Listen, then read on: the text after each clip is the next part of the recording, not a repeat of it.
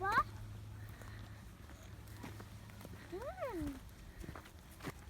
Oha! Ne kadar oldu?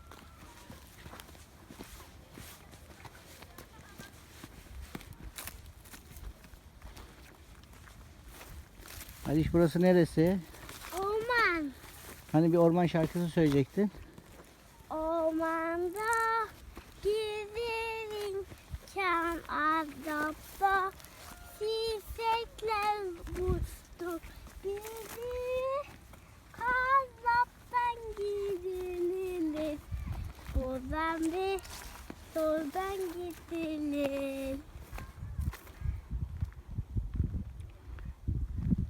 Evet baba, bu kadar yeter.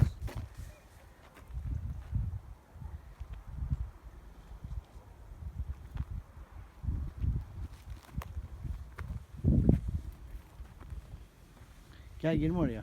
Orası çamur. Bak burada arılar var. Hı? Ne oldu? Eyvah! Yol bitti baba.